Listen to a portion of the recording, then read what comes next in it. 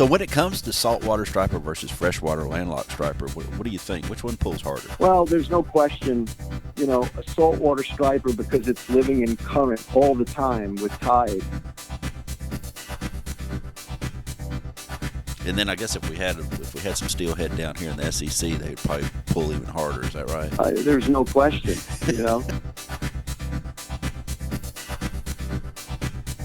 Is a hot dog a sandwich? I was only asked that question once before in my lifetime.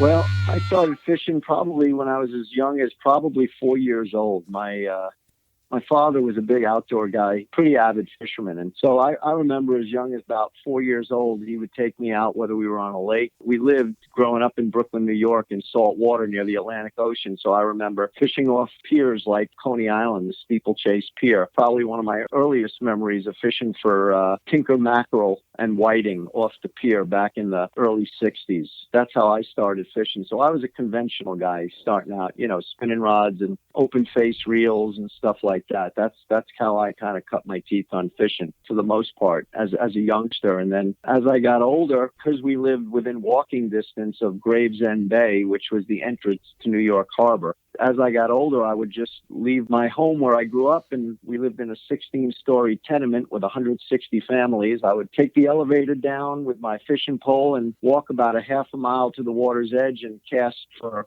bluefish, weakfish, and striped bass on artificials.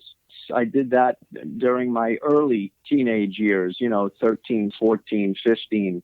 We lived in an area that was probably about 4 or 5 miles away from Sheepshead Bay, which is a very famous port where multiple headboats or fishing boats for hire, where you'd go out and, 20 or 30 or 50 guys would go out and pay for a day to go fishing, and they'd take you out and you'd fish on what we called a headboat, or back in New York, we called them party boats. And so when I was a kid, I used to ride my bike every chance I'd get to go into Sheepshead Bay when the boats came in to see which boat was doing well. And I would then, on the weekends when I could afford to, I had a paper route. I save all my money and go out on those headboats to fish and bring home fluke and blackfish and all sorts of things that we would take home and eat. And it was just, that's how we did it in New York. So how far were you from like Breezy Point Light? So Breezy Point for me, I didn't start fishing Breezy until I was done with college, but I was probably about 8 miles from Breezy Point. So I grew up in Brooklyn, and Breezy Point is actually in Queens. You have to go over the Marine Parkway Bridge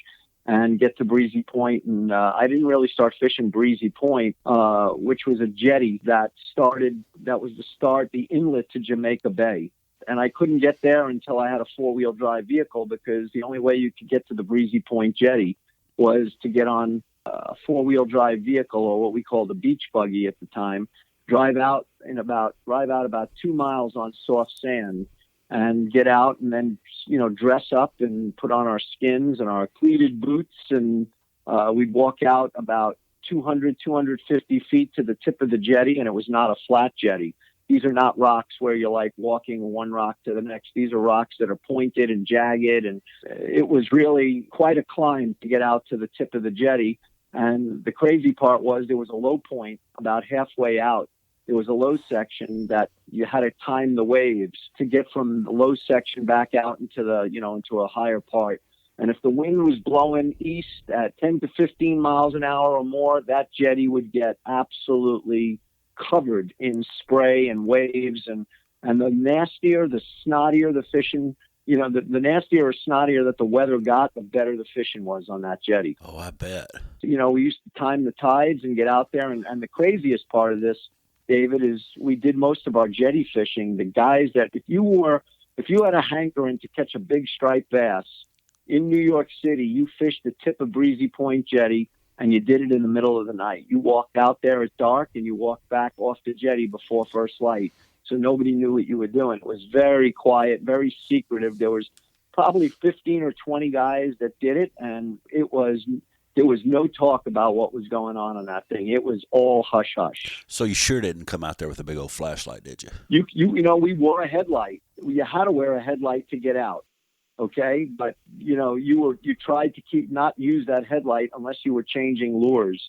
You used the headlight just to walk out and to walk back in. Other than that, you kept that headlight off as much as you possibly could. The last thing you wanted to do is, well, listen, you drive out there. Let's say there were 6 or 8 guys out on the tip of the jetty, and we fished rotation at the tip. One guy would make a cast, let line out, and keep moving to the right. The next guy would make a cast. He'd start opening his open face reel up, letting line out. We'd let our backline line go out about 200 feet, and then we'd start reeling it in from the rip, cast it out into the rip. Let the rip take that line all the way out with our big 10 and 12-inch long wooden lures and reel them back in slowly. And we fished rotation, but, nobody talked about, what we were doing then. And, if there were 6 or 8 guys on the tip of the jetty, I can promise you that morning there'd be 30 guys on the beach. So you wanted to get off the jetty before first light so that the guys coming out to fish the beach didn't know what you were doing that night on the jetty. Everything was just super secretive back then. Now, it's a little different now. No, I was going to say, now with the internet, that's all changed. Welcome into Southeastern Fly. I'm your host, David Perry. Today, we're gonna talk about stripers and a little bit about carp. You can find us at southeasternfly.com there, as well as on Instagram and Facebook. You can subscribe to this podcast, Southeastern Fly, on Apple Podcasts, Stitcher, iHeart, Google Podcasts, Spotify. We really enjoy your positive comments and even your positive ratings. That really helps us out and kind of gives us an idea of what's going on as far as how we're doing on this. In this episode, we're going to talk in depth about landlocked stripers on the fly, and we're also going to talk about carp on the fly. Where we'll find the stripers, we're going to be talking about Lake Lanier, just above Atlanta, Lake Altoona, which is down in I-75, just above Atlanta, as well as the Chattahoochee River. So to talk about stripers and carp on the fly, we're going to talk to fly fishing guide, writer, the author of Fly Fishing for Freshwater Striped Bass, which is being written right now, fly tire, and all-around fishing guy. Give it up for Henry Cowen. Well, I appreciate you having me, David. You know that old, not only am I a member of the Hair Club for Men, I'm the president. Not only am I on the podcast today, I also listen to your podcast. I am a fan. Wow, thanks. I appreciate that. I know that all the other guests, I mean, we've had some really cool guests in yours. You and I talked about it before we hit the record button. And your story, starting off in New York City, fishing for saltwater stripers, all the way down to come into Atlanta, start your own guide service down there, do all the things that you've done within the fly fishing community, from Brooklyn, Jamaica Bay, up through Connecticut, up the East Coast, all the way down into Altoona and Lake Lanier and the Hooch, the upper part of the Hooch. I mean, just you've done a lot of things, and I've honestly kept up with you ever since we started doing this, and before. We have striper around, in Middle Tennessee as well. So it seemed like whenever I was researching stripers, stuff like that, and even carp, your name would come up to people I would talk to, which made me go to henrycowenflyfishing.com and check out what you had online. I appreciate you agreeing to do this and giving us some help on these two topics here, because I think they're important, especially in the Southeast, where we have such a wide variety of species to go for here. I would say from Kentucky out to the eastern edge of Texas down into Florida, Georgia. That's kind of, to me, that's the Southeast. You could grab in a little bit of Missouri in that as well. These striper and these carp, they're prevalent around here. The first question that I've got here, and this is going to be more conversational, but I want to kick it off with a question or two. So do saltwater striper pull harder than freshwater striper? And this question really comes from the steelhead guys. They all want to say, out west in Washington, if a steelhead doesn't touch salt water, it's not a real steelhead, which, I don't know, they could fish for one of those catch one every 3 months and act like they're happy. Or you could go up around Michigan or somewhere like that and catch them in freshwater coming off the Great Lakes. I don't know how you really tell the difference. Maybe there's a difference, maybe you're not. I can tell you right now how you know which one's going to pull harder. Yeah. It's obvious to me. I mean, you just look at the Pac-12 and the Big Ten. The Big Ten would kick the Pac-12's butt every time. Those steelhead in Michigan got to be harder pullers. That's probably the best answer I've ever had right there. That's fantastic, and probably true too. definitely true in the football realm. And then I guess if we had some steelhead down here in the SEC, they would probably pull even harder. Is that right? There's no question, you know. So when it comes to saltwater striper versus freshwater landlocked striper, what do you think? Which one pulls harder? Well, there's no question, you know, a saltwater striper, because it's living in current all the time with tides, is a harder fighting fish as opposed to those of the ones in the lakes. But, you know, when those stripers are in the river, and you've got those stripers in the Chattahoochee River probably pull pretty darn close to a saltwater striper just because there's current. You know, in the lake, we have current in the lake, but not the same. It's not like when you go into the Chattahoochee and they're generating, and, you know, you've got what appears to be a 2-knot current going. And in salt water, you can always, when the tides are ripping, you can be in a rip somewhere where that water is flying and you've got a 2-knot current in there. But in a lake, they just don't have the current to pull quite as hard as the ones in the rivers or the ones in salt water. So I would say, while all three of them pull really, really well, the big difference is going to be a saltwater striper and a striper in a freshwater river is going to feel like you hooked your fly on to the back of a Toyota Tundra. And the one in the lake is going to be like you put it to a Tacoma instead of a Tundra.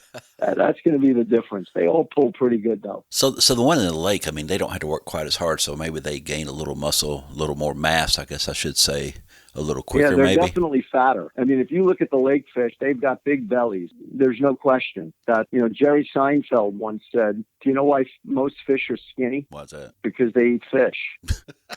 Anyway, that's if you're a Seinfeld guy, it's good stuff. But yeah, they're, you know, the ones in the lake, the thing about the stripers in freshwater is their girth especially in lakes, even more so than in rivers. Their girths are bigger just because it's so much easier for them to catch their prey. You know, they don't work nearly as hard.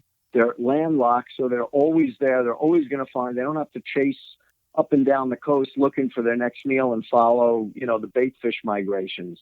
In a lake, they just go around in circles at some point, just, you know, eating what they want. That's why they get so grotesquely wide in a lake as opposed to the ones you see in the salt water. But pound for pound, a saltwater fish will probably pull a little tougher than a freshwater fish. And that big, fat, slobby striper in the lake makes for a really good photo, doesn't it? Oh, it's a great photo. But I'll tell you, the other thing is the ones on the salt live longer than the ones in the lake. Our lake fish just don't last as long. I don't know if it has to do with water quality or what, but a striper in a lake will live 12, 13, maybe 14 years in most lakes. And in salt water, those things can live 18, 20 years. You know, they can go a lot longer. So that could go back to maybe they're just, you know, not in as good a shape, that sort of thing too. I guess somewhere somebody's probably done a study to kind of lead them into the direction of thinking that maybe it's the shape, maybe it's the water quality. It could be a number of things. I don't think it's really tough to nail that one down, isn't it? It is. A lot of it is based on water quality. Yeah. You know, the life cycle of a striper, a lot of it is based on its water quality. Colder water, that's why the fish, in my opinion, are bigger in Kentucky and Tennessee than they are, say, in Georgia and South Carolina. You know, you guys just have colder, better water quality there for those fish to get bigger. Same thing in California, Northern California, those fish get enormous. David, if you look at line class records for freshwater fish, if that species lives in California as well as anywhere else in the United States, the likelihood is you're going to see many of the world records held in California. And that's just colder water, a little bit cooler water, good water quality, and that seems to be what does it, at least from what I understand. Although I will tell you, not that we're here talking spotted bass, but Lake Lanier we do own 2 line class spotted bass records on our lake, just for a side note. So there's a little bit more variety. Oh, yeah. We have a great spotted bass fishery. And, you know, you're in Tennessee, so you guys up there, when we want to talk about what's a great bass fishery, you guys love your smallmouth. Absolutely, yes. We don't have a smallmouth fishery to speak of in Georgia.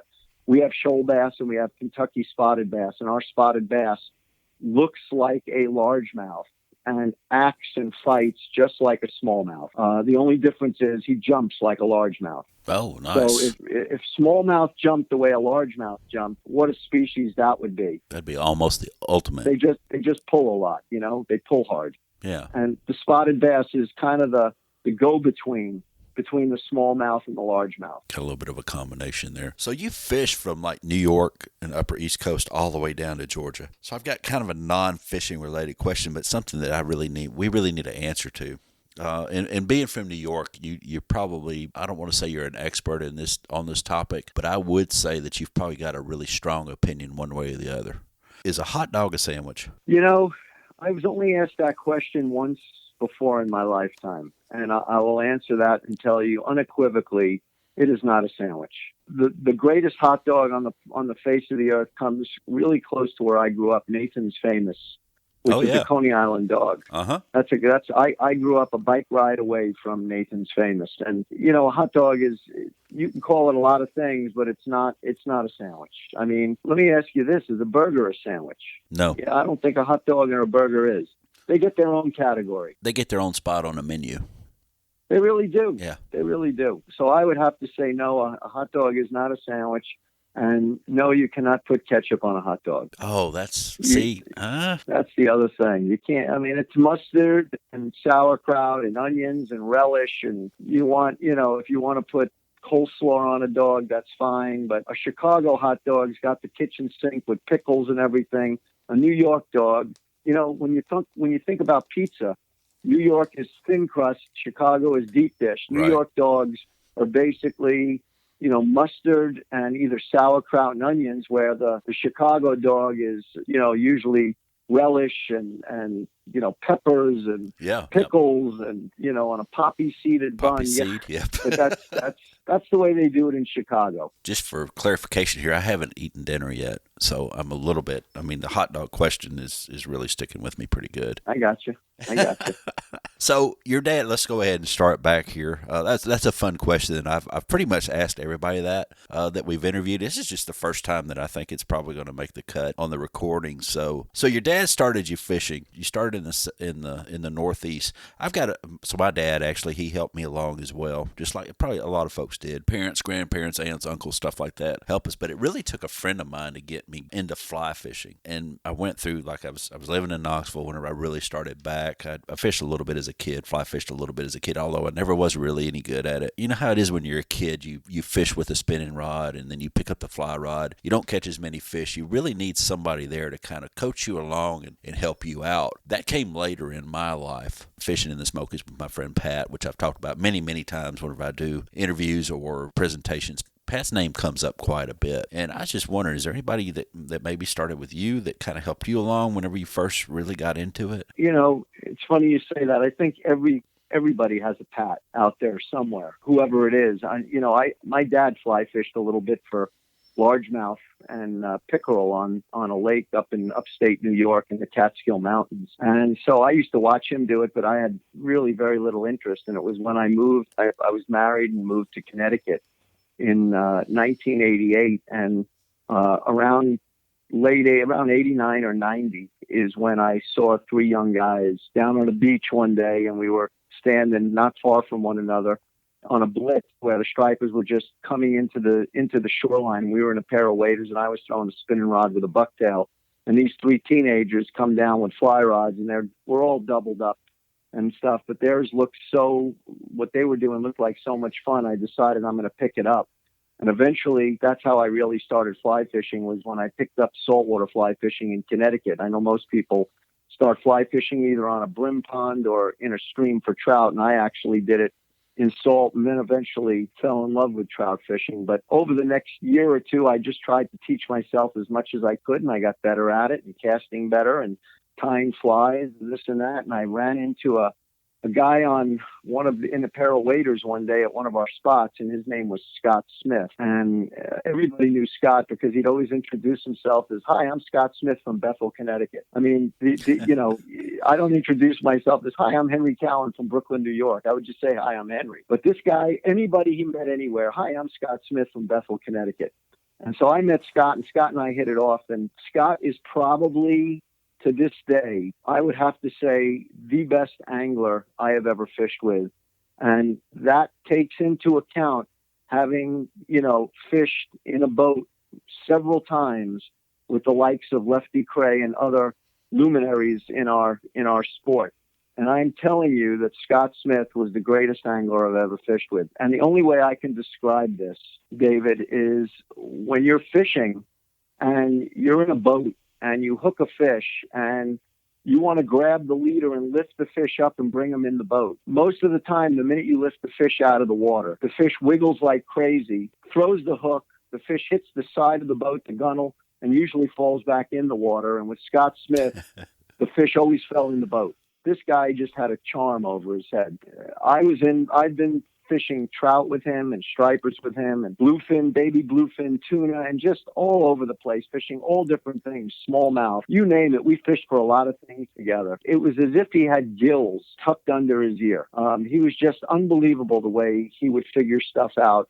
And I can't tell you how many times I was in a trout stream in Croton, fishing the Croton River in New York State. And there's 8 or 10 people. We're all spread out and fishing in the river. And every now and then someone would catch a fish, and Scott was catching a fish literally every other cast. He was just that good. And so interestingly enough, Scott grew up fishing in Connecticut and befriended as a young man a guy by the name of Brian Kerschel. You may not know the name Brian Kerschel, but Brian Kerschel from Connecticut eventually is known as one of the only anglers to ever win the Bassmaster tournament, the Classic, as an amateur fishing. So you know that in the Bassmaster Classics, they allow 4 amateurs in along with the other, whatever it is, 48 or 52 anglers that are all professionals. Yeah, right. They allow 4 amateurs in, and Brian won the Classic as an amateur. And then a couple of years later was killed in a plane crash in North Carolina and died at a very young age. I would say he couldn't have been 27 or 26 or 28. He was a young guy. But Scott grew up fishing with him. And, you know, when you think about this, David, I'm sure you played sports as a young guy. When you play with people that are better than you, you become better. Absolutely. 100%. That is so true. 100%, right? Yes. And so Scott honed his fishing skills with what was eventually a Bassmaster Classic angler. So he learned the instincts of what it takes to be a great fisherman. And I got to fish with Scott for a number of years, and I'm sure that helped me immensely. So did you fish with him up the North Coast, up in the Northeast? Yes, I did. He was in Connecticut with me. We fished together probably 3 days a week on average. Your story is so similar to mine, but mine was obviously around Knoxville and the Smokies and then the Clinch and Tellico, Sitico, the Holston, those areas there. It started out as a Friday afternoon thing, then a Friday afternoon, and then early Saturday morning, and then Sunday afternoon after church. I mean, it's very 3 days a week, and then if we could sneak out, you know, during the week, we would go, you know, either late after we both got off of work, or, you know, sometimes early in the morning, then go in late. I mean, truly becoming fishing bums, and that's what it sounds like you and Scott were. Yeah, no question. I'll never forget. I'll never forget this. We were out in Montauk. I'm sure you've heard of the fabled Montauk, New York, which is the most east end of New York State, and Montauk Point and its lighthouse is one of the best striper fisheries on the entire East Coast, especially when they make their fall migration running north back down towards the Chesapeake Bay and the Hudson River. All those fish that are up from Nova Scotia down to Maine and Massachusetts and Rhode Island, they all have to go around Montauk Point. They come out of their rivers and estuaries, and they all have to come around Montauk Point, and you'll see them by the thousands. Back in the day, we'd see just gigantic schools of striped bass on the surface. I'll never forget, we were on Scott's boat, and we were fishing, and there must have been about 15 to 20 other boats all around us. And we had stripers on the surface, but they weren't in a big pot of fish on top. They were spread out like every 5 feet, 4, 5, 6 feet, you'd see a splash. And they were actually coming up and porpoising with their backs out of the water. The way you see a trout taking a merger versus a dry fly. You don't see their face, you see their backs come up. Right. And that's what we were seeing the stripers do. And all these professional guides around us, and nobody was catching a fish. And Scott and I were doubled up every single cast. We had the local Montauk guides coming up to us going, all right, you guys got to tell us what you're doing. And Scott was the one that figured it out that day. And I I had the same thing happen up in Rhode Island with Scott. We were fishing the June squid run where the squid would get up onto the into the rips of Rhode Island, and stripers by the thousands would come in there. And sometimes they were finicky. And we were out there on one of the rips one day, and there had to be 8 or 10 other boats. And, you know, one boat would catch a fish every now and then, and Scott and I were just completely doubled up for 45 minutes to an hour. Wow. We had guys just scratching their head looking at us like, what are we doing? You know, what are these guys doing? And I would love to take credit. I was just in the boat catching fish. Scott figured the whole thing out. And what it teaches you as an angler is to what to pay attention to. I want to bring it down into Georgia. So I want to break this up in freshwater versus saltwater stripers. Colors on flies. So can I take the same fly that I use up there and bring it down here and catch fish? Or would I have to change something out? 100%. You know, the theory behind it is the same. Match to hatch. Just like with trout fishing. Uh-huh. You know, the only difference is, you know, when stripers are eating big menhaden, or what we call bunker, right, you know, and they're on 12 and 13 and 14-inch bunker, you can throw a 10-inch fly or bigger and catch fish. But if you're going to throw a 3-inch clouser at those fish, the likelihood is you're not going to hook up. Okay. And conversely, if the fish are eating 2-inch long rain bait, which are, you know, bay anchovies on the salt, and you throw a 5-inch or a 6-inch game changer or a deceiver that's 4 inches long, the likelihood is you're not going to hook up. Matter of fact, I remember many, many, many years ago, I had a conversation talking to Lefty. And Lefty and I were very, very close. We used to speak, you know, probably every 2 to 3 weeks. We'd have a half an hour chat on the telephone, just talking about whatever. And I remember asking him one time, I said, Lefty, what's the most difficult fish you ever had to target? Having fished all over the world in so many different fisheries, he didn't even think about it. He said to me, Henry, when striped bass are on small, I mean really small bait, that is the toughest fish I think I ever had a fish to, just consistently. Stripers they're a magnificent game fish. They can be tough.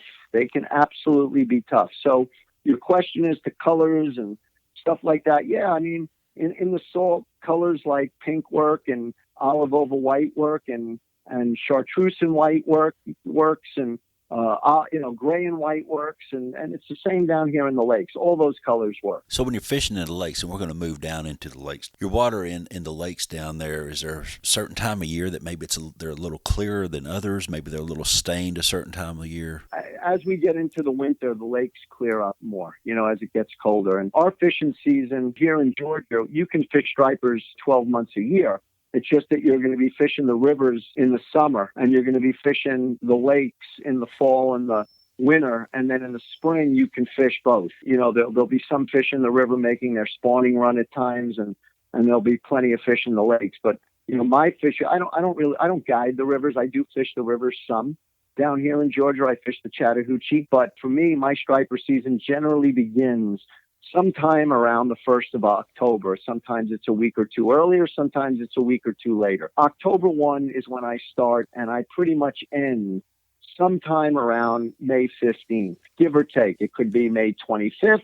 It could be May 1st. You know, it just depends what the weather is like. You know, it's everything for our fish down here is water temperature related. It all goes back to water temperature. And by the way, let me just say, stripers that we're talking about, when you ask me questions tonight and we're talking about my lakes like Lanier, or we're talking Altoona, we could be talking, quite frankly, we could be talking North Fork Lake in Oklahoma, or, you know, we could be talking Beaver Lake in Arkansas, or we could be talking Smith Mountain Lake in Virginia. Stripers don't know where they live.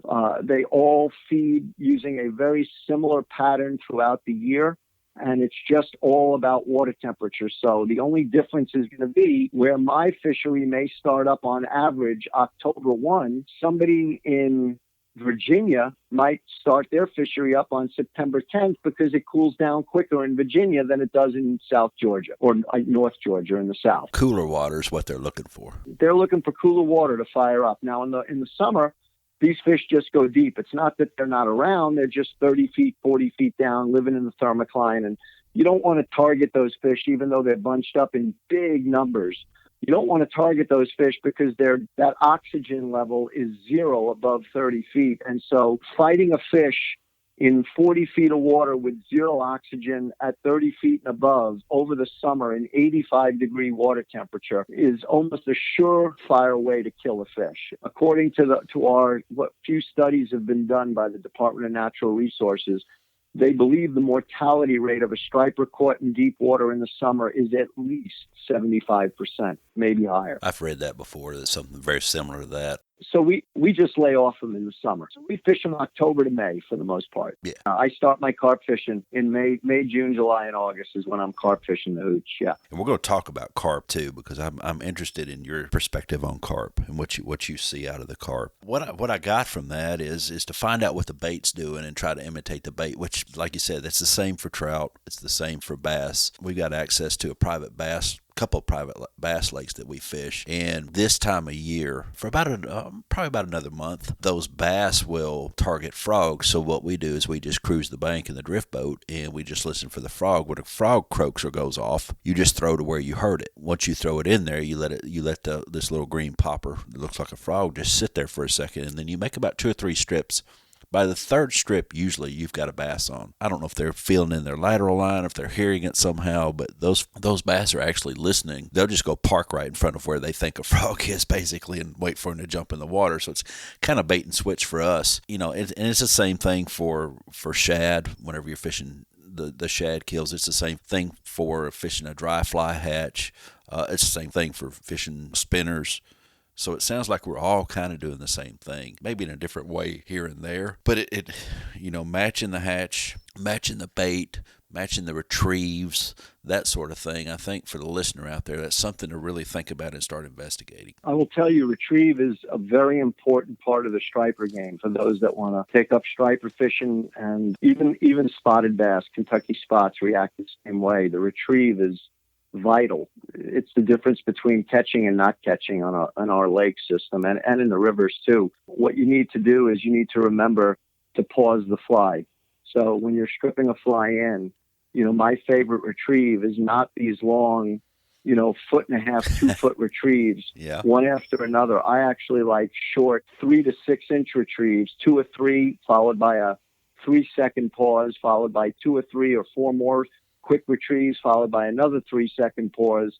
And I'm talking 1 Mississippi, 2 Mississippi, 3 Mississippi, and they're going to hit 95% of the time. They hit it on the pause, not on the retrieve. When you go to retrieve, you feel the weight because the fish had already sucked it in.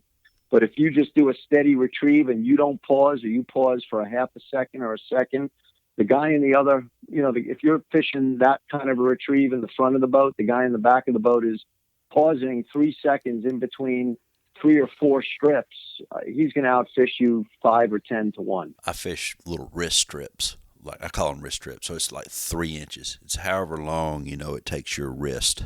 I don't generally move my arm that much. I try to do the wrist strips and slow and stop and, that sort of thing. So it sounds like you and I would be pretty much on the same page, but slowing down. And we talked about this on a couple episodes ago. A friend of mine that's just generally just fishes a little slower with streamers than I do, until I figured out, wait a minute, we're fishing the same flies. We'd swap back and forth on the boat a lot of times, fish the same rod, same fly, same everything. And he would outfish me.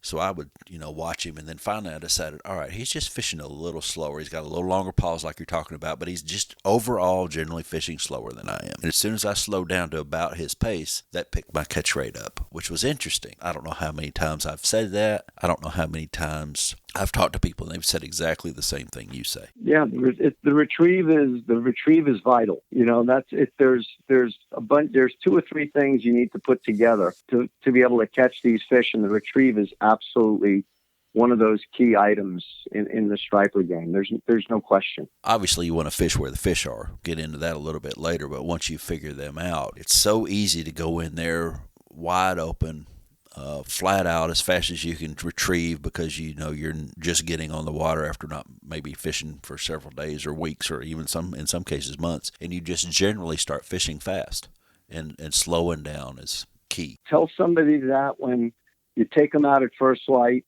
and the birds start diving, and you start seeing 15 or 20 stripers busting up next to one another. And you're trying to tell the guy in the front of the boat, take a deep breath, slow it down. Don't rush it.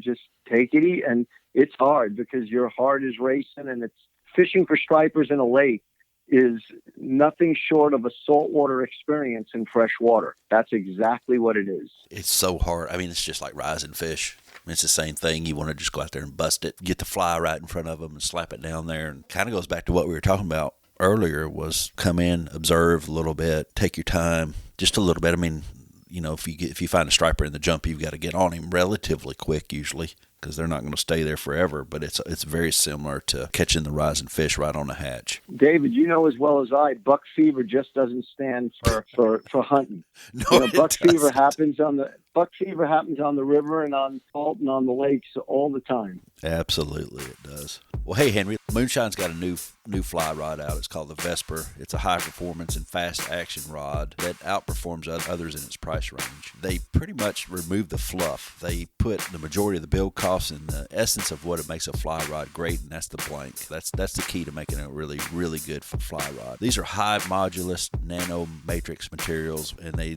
net lighter, stronger, and faster recoveries. It's another thing that we don't always think about is the time it takes for the fly rod to recover between your strokes.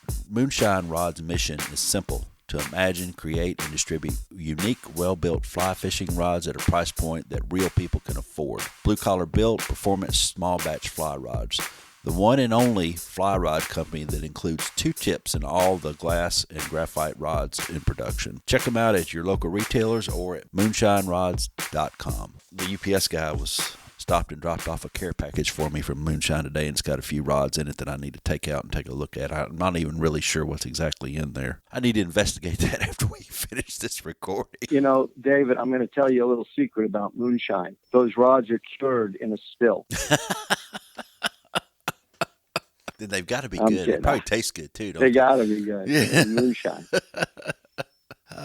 So let's talk about the lakes just a minute. So if I'm trying to figure out a lake, and this is one of the things that you're really well known for. A lot of people say, hey, he can figure out a lake pretty quick. He can help you figure out a lake. If you want to figure out a lake, you can talk to Henry, and he's pretty good at doing that, and he doesn't mind helping you. So what's step one if I want to figure out a lake? Once I get past the ramps, figuring out where the ramps are and figure out access points and that sort of thing. If I've got a body of water, what do I need to start looking for? The first thing you want to do is you have a boat, whatever your boat is. I don't care if it's a bass boat, a center console, a flats boat, or some of my favorites like a little towey micro skiff or thereabouts. They're all wonderful boats to fish out of. One of the things that I will tell you is there's 2 pieces of equipment you need if you want to figure out a lake. First, you need an electric trolling motor as a must-have on the lake. Without it, you're not going to catch fish. You can just forget it, hang it up. You're not going to get close enough to them when they're surfacing. You're not going to be able to come up on a point quiet and get up there where stealth is required. So a electric trolling motor is one of the first pieces of equipment that is a must on a boat. The second is having a really great fish finder GPS map. I will tell you that everybody is making really good sonar fish finders today. And I'm not just saying this, and I'm going to be transparent. I am sponsored with Humminbird, and I am going to tell you that I switched from Lowrance to Humminbird because of one thing that they do that they are ahead of the game on than everybody else is, and that's their Lake Master map. They have a GPS chart that has put me on fish more often than any other lake fish finder. Not having that Lake Master chart is by far and away, it puts me at a disadvantage. And the reason I say that, and you say, well, come on, a GPS chart of the lake, they're all pretty much the same, and they're not. And what they did about 5 or 6 years ago, they came out with this thing called Lake Master. And Lake Master, what it does is it allows me to go into their chart. And there are times when stripers are on top and busting the gut, busting the surface, and there's birds diving or there's splashing and whatnot, anybody can catch fish. I don't care who you are. It's not that hard to find fish that are surface feeding on top. Once you run into them and you're fortunate enough to do it, it's game on. But what happens when those fish aren't feeding on top and they're a little more secretive and they're under the surface, and you've got to find what pattern are they on? Are they in the backs of the coves? Are they on the points? Are they on humps? Are they in blow-throughs? Are they on seawalls? There's a million different places they can be. Many times, fish graduate and stay around these underwater humps.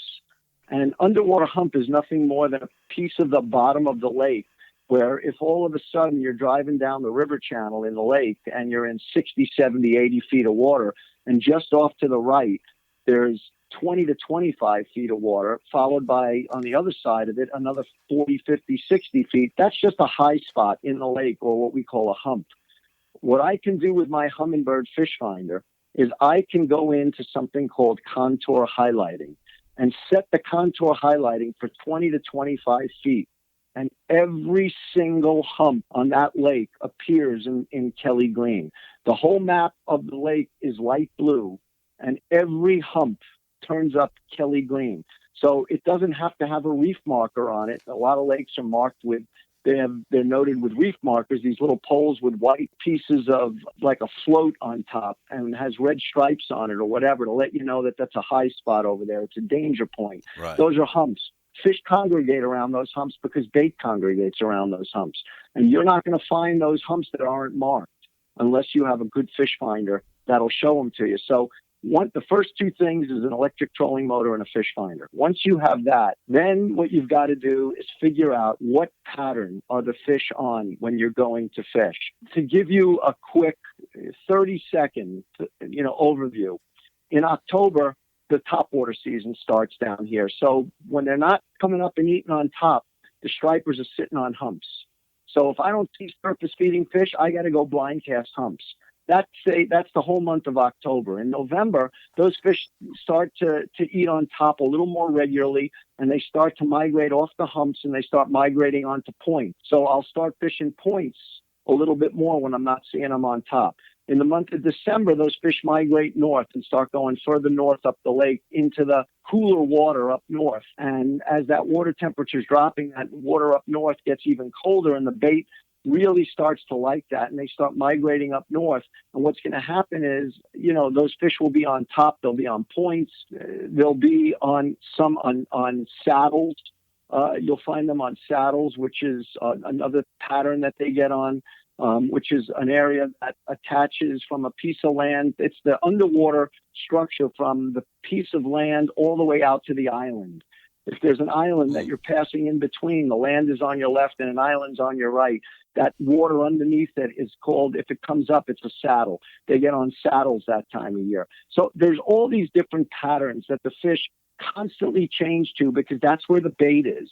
And the bait do those things based on water temperature. All you've got to figure out what pattern the fish are on. And the best way to figure out what pattern the fish are on, if you're not attuned to it, is to go into a bait and tackle shop where the guys are striper fishing, not with a fly rod, but they're fishing bait. They're downlining or they're freelining. Go in there and go buy a couple of spools of tippet material that they'll sell there, even though they're not a fly shop. Right. And just say, hey, what pattern are the stripers on right now? Oh, they're up north. They're all on the humps right now up north. Great. Now you know where to start. That's kind of the best way to figure out what's going on a lake. Those patterns, David, change as the water temperature changes. When it starts to get super cold, those fish, the bait migrates into the very backs of the coves. Why? Because they get into the shallowest water. Why? Because in the afternoon, that shallow water from the sun heats up the back of that shallow water, maybe 1.5 degrees. And the bait is much more comfortable in 50 to 52 degree water than they are in 48 degree water. You've got to know the patterns of the bait in order to figure out where the stripers are going to be. So that shallow water that you're talking about in the winter, I kind of likened it to when I had one of my other vehicles. I don't have it anymore. It was an Expedition, and the heater didn't work, and it was 15 degrees out one day. And the sun was going in and out behind the clouds, and my buddy was with me, and he kept complaining about the heater not working. I would say, well, just wait for the sun to come back out. The sun will come through the windshield and warm you up a little bit. That's very, very similar to what you're talking about, as those fish get in that water that's got a little bit more sunlight, and it doesn't heat, the sun didn't heat up through the window and make it 80 degrees in the cab, but it did warm it up a little bit, and it made you more comfortable. Just a little bit, yeah. David, this is a true story. When you fish, I don't mean to go back where we started earlier, but when you fish saltwater stripers, you fish structure. So you're going to find them in rocks and pilings and rips and jetties and, marinas and piers and all sorts of different structure like that, sandbars and stuff like that, points on beaches. They're very structure oriented. Well, so when I came down here and I started fishing, David, this is a true story. The first 6 months, I went on Lake Lanier and I'd go into a cove, and on the left side of the cove were docks and pilings and rock piles and trees blown down, and on the left side, and on the right side, it was just a red clay bank, just a plain old mud red clay bank. I went in there and I fished from the front of the left side of that cove with the blowdown and the trees and the rocks, and I went all the way to the back of the cove and out. And I went into, I can't tell you how many coves, and I didn't catch a fish for 6 months. And it took me a while to figure out the fish are not on the structure down here. These freshwater fish love the red clay banks. They love flats, and they love red clay. It was so interesting to me. It took me 6 months to figure that out. A similar story, we just finished up writing this book, Fly Fishing for Freshwater Stripers, which hopefully will be released either the end of this year or early next year. And Dave Whitlock is a very dear friend of mine, and he wrote the foreword to the book. And Dave had a very similar experience fishing Lake Norfolk. He said when he discovered stripers in the lake, it took him 5 months before he caught his first fish. Right. So they're not easy, but it's all about learning how to figure and target the patterns of where is the bait. And if you find the bait, the likelihood is you will find the stripers. It's interesting because muskie, if I see a mud bank, we're throwing at it. I don't care what else is around. I don't care if there's wood. I don't care if there's what it is. We're throwing at that mud bank. More often than not, if you don't get a fish off of it, you'll get a follow, a look. You'll get something off of it. And I like to say that they just, they kind of lean up against that mud because maybe the water's moving a little slower across it. In the rivers I'm talking about, I like to say they just lean up against it and they're just kind of sitting there waiting for something to happen because it's a little more comfortable for them. I don't know that that's what it is, but the thing is, you're patterning the fish. Right. That's what I'm saying. You're finding the pattern. That's the pattern that muskies like, that you found. And with stripers, the only time those fish are on structure like rocks is when there's a spawn, like a shad spawn or a herring spawn. And the fish, the shad and the herring go and lay their eggs early in the morning on those rocks because they have to lay their eggs on something that they'll stick to. And the stripers will be right up on the rocks early in the morning, blasting them at first light. That's the only time that I really fish rock piles. And yet in the Northeast, I lived on rock piles. I mean, that's where you went. That's where they were, but that's not the way it is down here in the freshwater game. So if we got a new person moving into Georgia, let's say they're experienced in fly fishing, but maybe they've been fishing for muskie or maybe they've been fishing for trout somewhere and they move in. What's a couple things that you would say for them to look for? Once they have the electronics, once they have, a map and understand everything, once they know where the ramps are and the access points and all that stuff, what's a couple things that they should start looking for? So the most obvious thing is a cluster of center console boats. Because seriously, I know that sounds terrible, but you obviously have found an area where these fish are being targeted by most of the guys who know what to do. So that's one thing. The other thing that helps me more than anything is the wildlife. I mean, I can't tell you how many times the wildlife, the birds, have helped me find bait, which helped me find stripers. And I'm talking about little terns and Bonaparte gulls and ringneck gulls, also loons. We have an unbelievable amount of loons on our lake. And then the best fisherman of all is the greater blue heron. I can't tell you, if I'm riding down the lake and it's springtime and I know these fish are supposed to be on points, and I'm riding down the lake and I see on a distinct point a heron sitting on that point with his neck extended, Yep. Man, I am stopping and fishing that point. Absolutely. If his neck is tucked into his body, I keep going. But if his neck is extended, that bird is hunting. They're really good. The only bird that I see that's better is an osprey. The ospreys are good too, but the ospreys on our lake are really targeting small spotted bass and brim and stuff. So I'm not worried about those guys so much. But if you see a loon in the water, sometimes you'll see one, sometimes you'll see 8 or 10.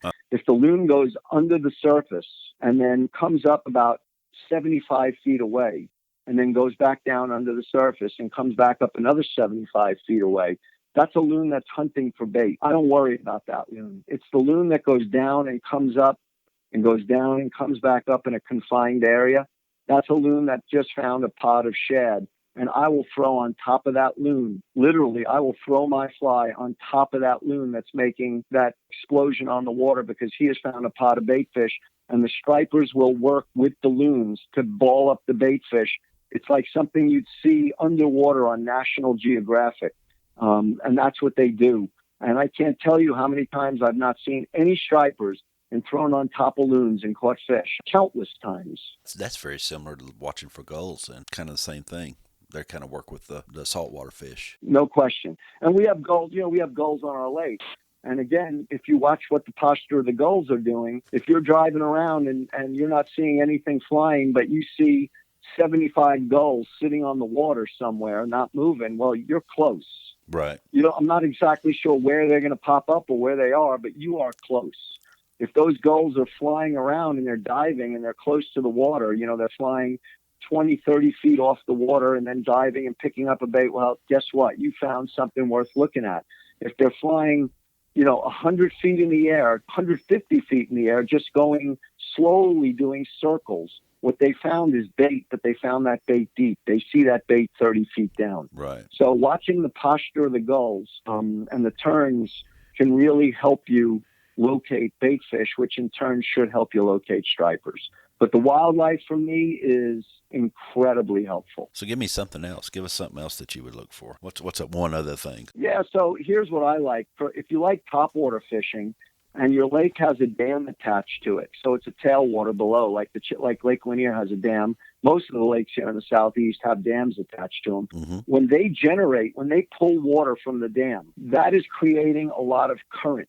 And if you look in areas around the dam, where the dam is, going to the creeks closest to the dam, that's going to draw the most current. And the likelihood is when they're generating, you're going to find fish that start feeding because they like when the current begins to pull, they get more active. And most topwater feeds are usually found in the fall on Lake Lanier, on the south end of the lake, when the Army Corps of Engineers is actually pulling water from Buford Dam. And that works on all lakes with dams attached. When they pull water, man, the fish get really active. So you can call up whoever runs your dam, like the Corps of Engineers, and they usually give you a generation schedule. Yeah, exactly. You can plan your trips down there accordingly. We've got an app. Of course, everybody's got an app now that they tell the generation schedules and stuff like that. I use them more to my benefit below the dams.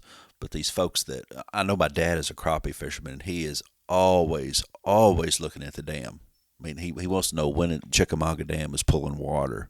Not necessarily because he's going to go fish below the dam, but because he's going to fish above the dam. That helps him with the weights that he uses, the size jig, stuff like that. He's right. Probably into as much of crappie as I am to trout and muskie and that sort of thing. David, for the river fishermen, the same thing applies when they're pulling water and you're fishing in the river below the dam. Generally, when that happens, that water level is rising in the river below the dam. Stripers tend to feed best when the water is receding, when it's coming down. So you want to find out when they've stopped generating.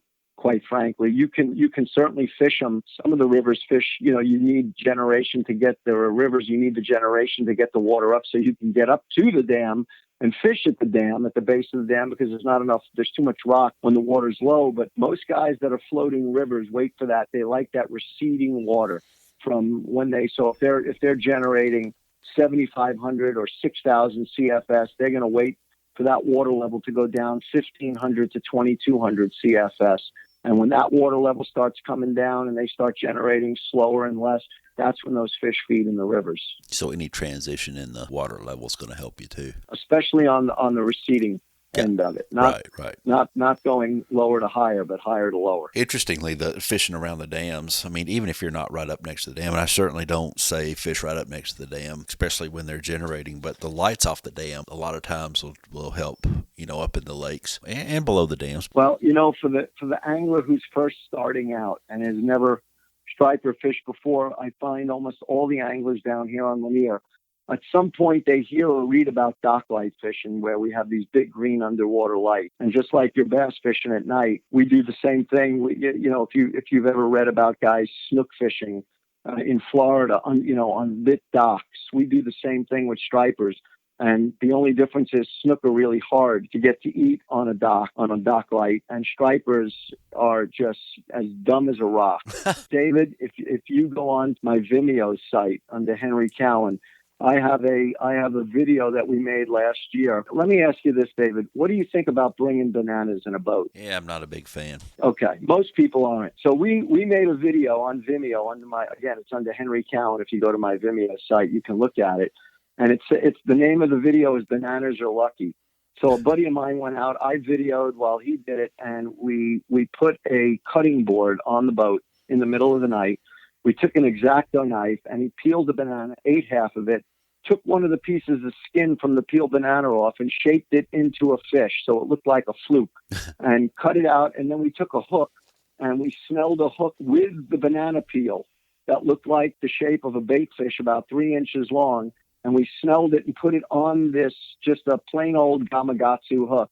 And we made one cast into the dock light, and we caught a 10-pound striper on a banana peel. So they like light. And, obviously, we're playing Harry Belafonte's Banana Boat song in the background. So we couldn't stop laughing from making this video. I love some Harry Belafonte, by the way. Let's switch gears here. I want to talk about carp in the lake and in the rivers as well. And I know that at your website at henrycowenflyfishing.com, you've got some flies that you tie. So if you're fishing a lake or a river for carp, what do you think about colors? Is that more important than profiles, or are profiles more important? So again, it's all about matching the hatch. And what I have found is that carp are aquatic insect eaters. So they eat insects, they eat worms, damselfly nymphs, big time, and they eat little crawfish type flies.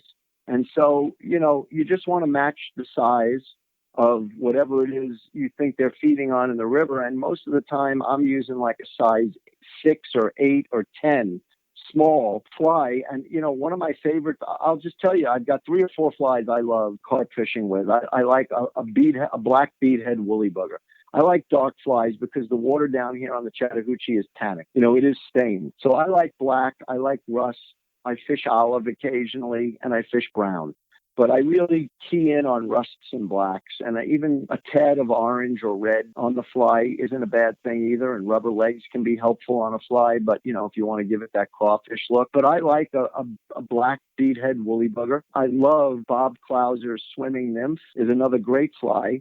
Another fly that's out there is called a hybrid. It's sort of a cross between a nymph and a squirmy wormy kind of a thing, like a San Juan worm and a nymph combined together. The front half is sort of partridge, palmed around the hook, and the back half is just a little bit of a red tail of of chenille or vermeil or whatever. That's another great fly. I know my buddy Blaine Chocolate loves the carp carrot. That's one of his favorite flies to use for carp. And so there's a lot of great flies out there, but the key is going out with 2 rods if you're going to be in a boat, and switching. If you're waiting, it's a different story.